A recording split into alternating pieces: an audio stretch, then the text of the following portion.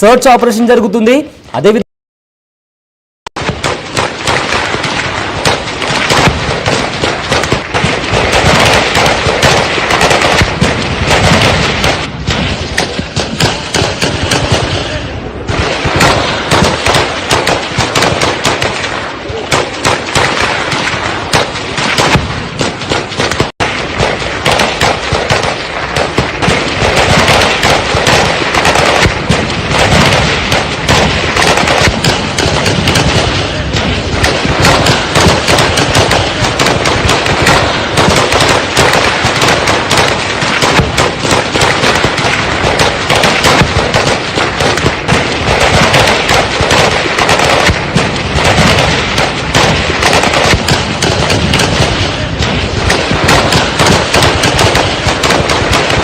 జమ్మూ కాశ్మీర్లో Indian army ఉగ్ర వేట కొనసాగిస్తున్నారు.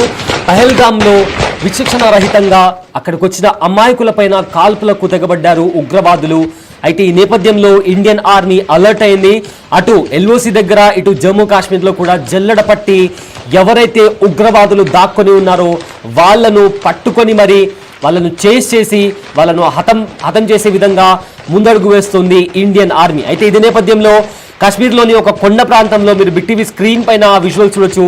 ఆ కొండ ప్రాంతంలో కొన్ని బండరాళ్ల వెనుక నక్కి ఉన్నారు ఈ ముష్కరులు. అయితే వీళ్ళను పట్టుకునే నేపథ్యంలో అక్కడికి జవాన్లు చేరుకున్నప్పుడు జవాన్లను చూసి కాల్పులు స్టార్ట్ చేశారు ఉగ్రవాదులు. అయితే వారి కాల్పులకు ధీటుగా సమాధానం ఇచ్చారు. వారి కాల్పులకు ధీటుగా సమాధానం ఇచ్చారు ఇండియన్ ఆర్మీ జవాన్లు. అయితే ఈ నేపథ్యంలో 2 జవాన్లకు తీవ్ర గాయాలని తెలుస్తుంది. కానీ అందులో లష్కరే తోయిబా కీలక కమాండర్ అయిన అల్తాఫ్ అలీని హతమార్చినట్లు ఇప్పటికే మనకు వస్తున్న సమాచారం. అయితే నిన్న కూడా ఇదే విధంగా ఈ ఉగ్రవాదుల వేట కొనసాగించే నేపథ్యంలో వాళ్ళ డిజిటల్ ఫుట్ ప్రింట్స్ కావచ్చు లేదా వాళ్ళ హైడౌట్స్ని కావచ్చు గుర్తించే నేపథ్యంలో ఆసిఫ్ ఫౌజీ అలియాస్ ఆసిఫ్ అనే ఒక ఉగ్రవాది ఇంటికి కూడా వెళ్ళారు. అయితే అక్కడ చాలా వరకు పేలుడు పదార్థాలు కనిపించాయి. సో ఈ నేపథ్యంలో అక్కడ ఎవరైనా ఉన్నారా అనే నేపథ్యంలో ఆ ఇంటిని కూడా పూర్తిగా ధ్వంసం చేశారు. అయితే అక్కడ ఎవరికి కూడా ఇలాంటి క్యాజువాలిటీస్ కాలేదు. కానీ ఆసిఫ్ అలీ ఇంటిని పూర్తిగా ధ్వంసం చేశారు. అయితే ఇవాళ జరిగిన ఎన్కౌంటర్లో కూడా ఈ క్రాస్ ఫైరింగ్లో కూడా ముష్కర్ల మధ్య అలానే మన ఇండియన్ ఆర్మీ మధ్య కూడా ఫైరింగ్ నచ్చింది, క్రాస్ ఫైరింగ్ నచ్చింది. ఈ క్రాస్ ఫైరింగ్లో అల్తాఫ్ అలీ హతమయ్యాడు. అయితే అన్ఫార్చునేట్లీ 2 సోల్జర్స్కి కూడా తీవ్ర గాయాలని తెలుస్తుంది. బట్ ఉగ్రవాదులను పట్టుకొని ఏ విధంగా ఖచ్చితంగా ఒక్కొక్కరిని పట్టుకొని మరి వాళ్ళను హతమార్చే విధంగా కూడా ఇండియన్ ఆర్మీ ముందుకు వెళ్తున్న పరిస్థితి కనిపిస్తుంది. అటు బార్డర్లో కూడా యుద్ధ వాతావరణం కనిపిస్తున్న నేపథ్యంలో ఆపరేషన్ ఆక్రమణని కూడా దానికి సంబంధించిన మాక్ డ్రిల్ని కూడా ఇండియన్ ఆర్మీ ప్రదర్శించింది. అయితే భారత నావికా దళం కూడా దానికి సంబంధించి పూర్తిగా యుద్ధానికి సంబంధించి ఏవైతే దానికి సంబంధించిన పరికరాలు కావచ్చు, వెపన్స్ కావచ్చు, ప్రతి దాంతో సిద్ధంగా ఉంది ఇండియన్ ఆర్మీ. అదేవిధంగా ఇప్పటికే జమ్మూ కాశ్మీర్కి ఇండియన్ ఆర్మీ చీఫ్ చేరుకోక ముందుగానే కంప్లీట్గా ఉగ్రవాదులను ఒక్కొక్కరిగా గుర్తించి వాళ్ళని హతమార్చే దిశగా ఇండియన్ ఆర్మీ ముందుకెళ్తుంది. అయితే దీనికి సంబంధించి ఇదే అంశానికి సంబంధించి మరింత సమాచారం మా ప్రతినిధి శ్రీనివాస్ అనంతనాగ్ హాస్పిటల్ నుంచి అందిస్తారు.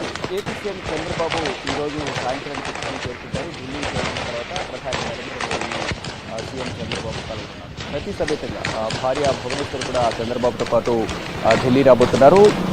అమరావతి ఏపీ రాజధాని అమరావతి పునర్నిర్మాణానికి సంబంధించి దానికి సంబంధించిన కార్యక్రమంలో పాల్గొనేందుకు ప్రధాని నరేంద్ర మోడీకి ఆహ్వానం పలికేందుకు సీఎం చంద్రబాబు దంపతులు ఢిల్లీ రాబోతున్నారు. ఢిల్లీ వచ్చి ప్రధాని నరేంద్ర మోడీ నివాసంలో ఆయనకు ఆహ్వానం పలుకున్నారు. ఏదైతే చంద్రబాబు సీఎంగా ఉన్న సందర్భంలో 2014లో అమరావతి రాజధానిగా ప్రకటించారు. దానికి సంబంధించి కొంతవరకు పనులు జరిగాయి. ఆ తర్వాత మళ్ళీ ప్రభుత్వం మారడం, వైఎస్ జగన్మోహన్ రెడ్డి అధికారంలోకి రావడం, 3 రాజధానులు చెప్పడం, ఏ ఎక్కువ ప్రాంతాన్ని కూడా అభివృద్ధి చేయకపోవడంతో గతంలో జరిగిన భవన నిర్మాణాన్ని కూడా భవనాలు శిథిలావస్థకు చేరుకున్నాయి. వాటన్నింటినీ కూడా మళ్ళా పునర్నిర్మాణం చేపట్టాల్సిన అవసరం ఉంది. కాబట్టి మళ్ళా చంద్రబాబు సీఎంగా అధికారం చేపట్టిన తర్వాత మళ్ళీ అమరావతిని రాజధానిగా కొనసాగిస్తామంటూ తెలిపిన నేపథ్యంలో ఇప్పుడు నెక్స్ట్ మంత్ మే 2వ తేదీన ప్రధాని నరేంద్ర మోడీ చేతుల మీదుగా అమరావతి పునర్నిర్మాణానికి సంబంధించి కార్యక్రమాలు చేపట్టబోతున్నారు. దీనిలో భాగంగానే ఈరోజు ఢిల్లీకి వచ్చిన తర్వాత చంద్రబాబు దంపతులిద్దరు కూడా ప్రధాని నరేంద్ర మోడీతో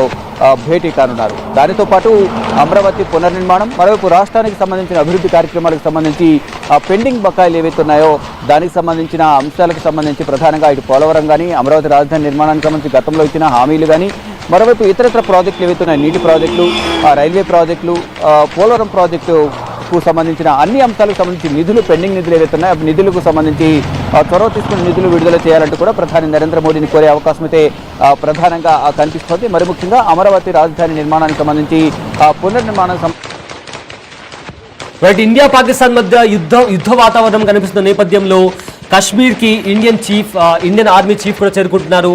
అయితే ప్రజెంట్ అక్కడ మా ప్రతినిధి శివ ఉన్నారు. దీనికి సంబంధించిన పూర్తి సమాచారం శివ లైవ్ లో అందిస్తారు. ఉగ్రవాదులు ఎవరైతే ఉన్నారో వారికి సంబంధించిన ఇళ్లను ఐఈడీతో భారత ఆర్మీ బలగాలు పేల్చేశాయి. ఇక జమ్మూ కాశ్మీర్లో కూడా 2 సెక్యూరిటీ సిబ్బంది, భారత్కు సంబంధించిన సెక్యూరిటీ కూడా, అంటే ఉగ్రవాదులకు భారత ఆర్మీకి జరుగుతున్న ఎదురు కాల్పుల్లో 2 సెక్యూరిటీ సిబ్బంది కూడా గాయపడినట్టు తెలుస్తోంది. అంటే బండిపోరా ప్రాంతాల్లో ఈ కాల్పులు జరుగుతూ ఉన్నట్లుగా కూడా తెలుస్తోంది. అంటే ఈ కూంబింగ్ అంటే సెర్చింగ్ ఆపరేషన్ కొనసాగుతున్న నేపథ్యంలో అక్కడ ఎక్కడైతే ఉగ్రవాదులు నక్కి ఉన్నారో ఆ ప్రాంతాల్లో సెర్చ్ ఆపరేషన్ కొనసాగుతోంది. ఇటు ఎన్ఐఏ, మరోవైపు ఈ డ్రోన్ల ద్వారా ఈ మొత్తం అంతా కూడా జల్లెడ పడుతున్నారు. ఆ విజువల్స్ తెలుసుకుని డ్రోన్స్ ద్వారా మొత్తం పరిశీలన చేసిన తర్వాత ఉగ్రవాదులు ఎక్కడున్నారని తెలుసుకుని ఆ ఏరియాలో అటాక్ చేసేందుకు భారత ఆర్మీ ప్రయత్నిస్తుంది. దానిలో భాగంగానే ఈ ఉగ్రవాదులకు, మరోవైపు భారత ఆర్మీకి కాల్పులు జరిగిన నేపథ్యంలోనే ఈరోజు 2 ఆర్మీ జవాన్లకు గాయాలన్నింటికి కూడా తెలుస్తూ ఉంది.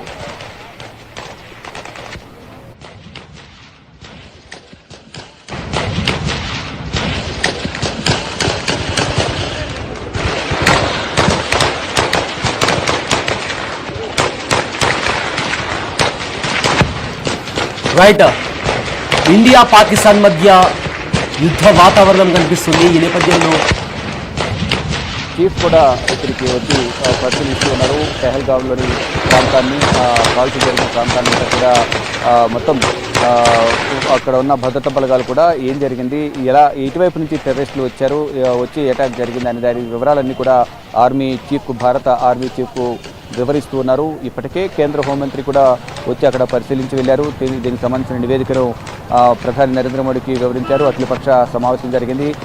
కీలక సెక్యూరిటీ సమావేశం కూడా జరిగింది. కేంద్ర సెంట్రల్ సెక్యూరిటీ సంబంధించిన సమావేశం కూడా ప్రధాని నరేంద్ర మోడీ అధ్యక్షతన జరిగింది. తీసుకోవాల్సిన నిర్ణయాలు ఏంటి అనే దానికి మాత్రం ఒక నిర్ణయానికైతే ప్రధానంగా వచ్చారు. అంటే గట్టిగా బుద్ధి చెబుతామనేది ప్రధాని నరేంద్ర మోడీ కానీ ఇతర కేంద్ర మంత్రులు అయితే పాకిస్తాన్కు కొన్ని సంకేతాలు అయితే ఇస్తున్నారు. ఈ దాడి వరకు ఎవరు దాగి ఉన్నా ప్రతి ఒక్కరు కూడా గట్టిగా శిక్షిస్తాము, ప్రపంచం ముందు దోషంగా నిలబడతామంటూ కూడా ప్రధాని నరేంద్ర మోడీ చెప్తూ ఉన్నారు. ఇక్కడ జమ్మూ కాశ్మీర్ వ్యాప్తంగా కానీ, ఇటు శ్రీనగర్లోను, పెహల్గాం, బస్తేరా, ఇతర పర్యాటక ప్రాంతాల్లో ఎక్కడైతే ఉగ్రవాదులు దాగి ఉన్నారనే సమాచారం ఉందో భారత్ ఆర్మీకి, అక్కడ వారిపై దాడి చేసేందుకు భారత బలగాలు కూడా సిద్ధంగా ఉన్నాయి. ఈ సందర్భంలోనే ఒకరిపై ఒకరు కాల్పులు జరుపుకుంటున్న నేపథ్యంలో ఎదురు కాల్పులో ఒక సందర్భంలో పాకిస్తాన్కి సంబంధించిన టెర్రరిస్టులు గాయపడుతున్నారు. మరోవైపు భారత్కు సంబంధించిన సైనికులు కూడా గాయపడుతున్నారు. ఈరోజు ఉదయం జరిగిన కాల్పులో కూడా భారత్ సైనికులు కూడా మృతి చెందినట్టు కూడా తెలుస్తుంది. మరోవైపు కొన్ని ప్రాంతాల్లో భారత్లోకి చొరబడేందుకు పాకిస్తాన్ ఉగ్రవాదులు కానీ, ఇటు సైనికులు కానీ ప్రయత్నిస్తున్న నేపథ్యంలో ఇటు భారత సైనికులు కూడా అడ్డుకుంటున్నారు. ఈ క్రమంలోనే ఒకరిపై ఒకరు కాల్పులు జరుపుకుంటూ ఉన్నారు.